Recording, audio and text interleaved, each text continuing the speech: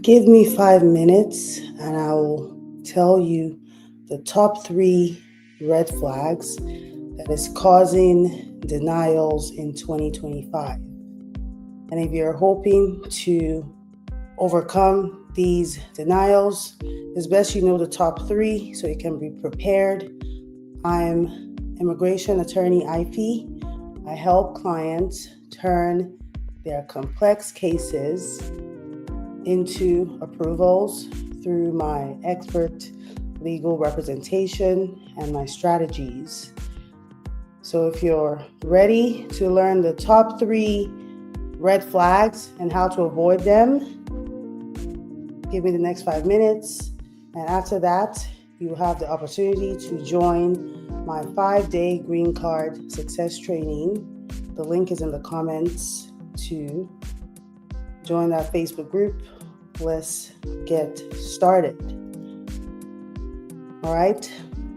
I'm attorney IP for those of you just seeing me for the first time. Like I said, in every episode, I'm going to be sharing tips and teaching you how to present your case to USCIS to avoid denials. Getting denied is really my worst nightmare. My clients obviously are not looking forward to denials, so they freak out at every RFE or NOID, but by the grace of God, we've been able to get lots of approvals on those difficult NOID. NOID stands for Notice of Intent to Deny.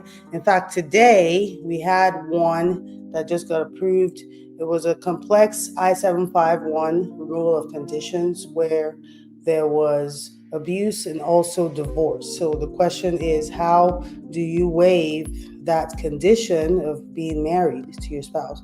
Are we going to go the abuse route or the divorce route?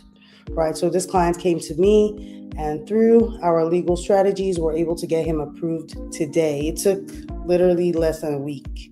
So that's exciting. And in this live, I'm going to be sharing with you some of those strategies, some insider tips to help you stay prepared and avoid any surprises during your green card interview.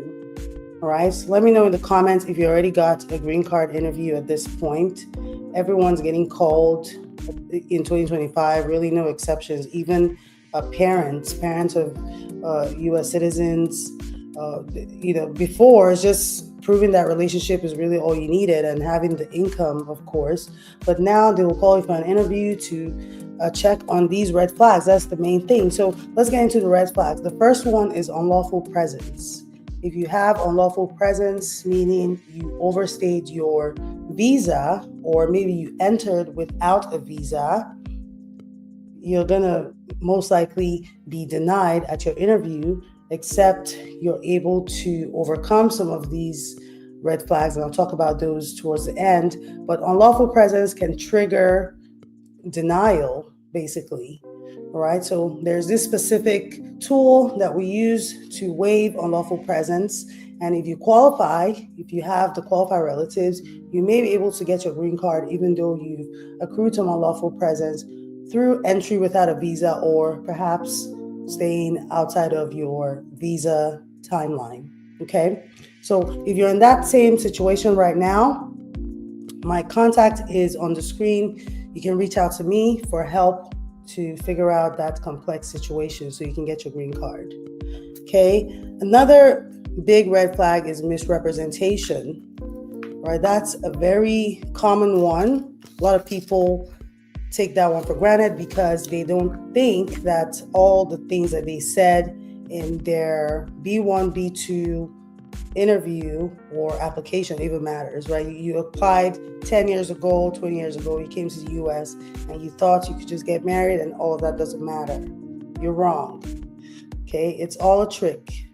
USCIS is not going to tell you all the tricks, obviously, because they want to make it complex. So if you end up getting denied and have to do a reopen, you're spending lots of money doing that. And obviously that's going to be a benefit, right? So misrepresentation, saying one thing, for example, saying you're married when you're not so you can get approved, that could trigger a denial. So be careful about that in all your applications.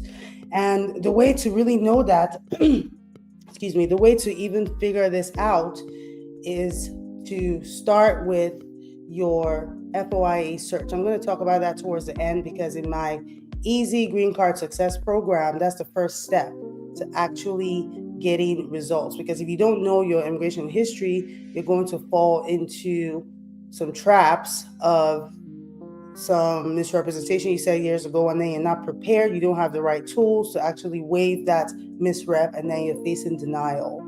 Okay, so that's the number 2 red flag that most immigrants fail to address or identify in their immigration journey, and it can cost them big. Okay, give me a thumbs up if you're getting any value from this, and make sure you share them with your friends. If you're watching this right now, you know someone who's applying for their green card and they're in the process of waiting and they haven't quite gotten a decision yet, just share this with them. All right. So the final red flag I'm going to discuss in this video is the one that has to do with overstay. Okay, that's one that we don't really talk about. But overstay has suddenly become an issue in green card interviews, especially marriage-based green card. They will ask you, why did you stay? Because it's important that you know why you overstayed your initial visa. I've been talking all day, so excuse me. It's important that you understand why you overstayed your visa. Overstay is quite different from unlawful presence, because unlawful presence is extended time, especially when you enter without a visa. You're really not even supposed to be here. So for that type of red flag, that's the number 1, right? You really can't even adjust your status. So that's a whole different thing. If you're able to adjust your status, but you overstayed, even if it's just by a few days or weeks, something that was not important in the past, USCIS is now stricter, and they will focus on those gaps in your timeline. Okay, what was the reason? Were you sick or something happened, or maybe your spouse proposed to you or whatever?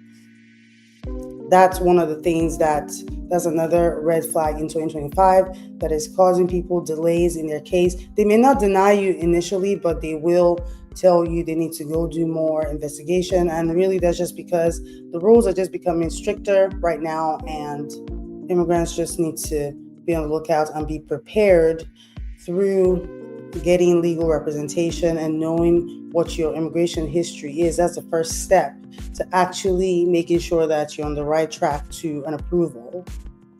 All right, I hope this makes sense to you, those of you who are joining in. Again, I'm Attorney IP.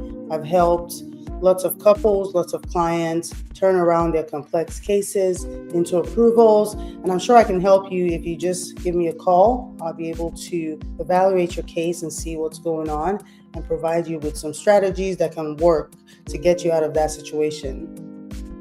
All right, the final thing that can actually help in every of these red flags, if you find out that you somehow have unlawful presence, you have misrep, maybe even some criminal stuff, and you are not admissible as a permanent resident, you could most likely still waive all of that if you qualify for any humanitarian visa that is powerful enough to waive every inadmissibility and allow you to stay in the U.S. and get your green card. So if you're not sure if you qualify for a humanitarian visa, check out some of my videos on my page in the comments. I'm going to share the links about T visas or a VAWA self-petition. This could help you get your green card in the U.S. regardless of any of these red flags or violations. Okay?